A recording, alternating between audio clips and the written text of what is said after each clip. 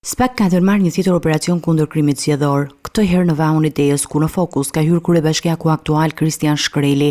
Organi i akuzës ka sekuestruar telefonin e tij pasi dyshohet se mund të përmbajnë prova për përfshirje të mundshme në blerje votash në favor të Partisë Socialiste dhe Partisë Socialdemokrate. Shkreli, i cili fitoi mandatin në zgjedhjet lokale të vitit 2023 si kandidat i Partisë Socialiste, është subjekt i një hetimi për shpërdorim të pozicionit në funksion të ndikimit elektoral.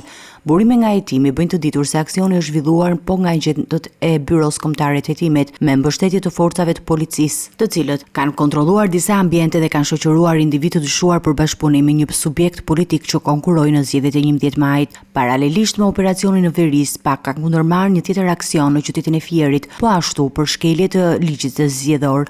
Burimet nga prokuroria konfirmojnë se hetimet janë të përqendruara në raste të dyshuara të blerjes së votës dhe presionit elektoral. Deri më tani, sipas të dhënave zyrtare, janë hapur mbi 35 procedime penale për krime zgjedhore, shumica e të cilëve janë iniciuar nga kallëzimet e qytetarëve dhe partive politike për fshirje dhe denoncimet e mbërritura përmes platformës online të SPAK-ut. Në të dy rastet, hetimet janë në fazën paraprake dhe nuk janë dhënë ende masa sigurie për ndonjë zyrtar, por procedurat e nisura sinjalizojnë një qasje më aktive të strukturave të posaçme kundër abuzimeve elektorale.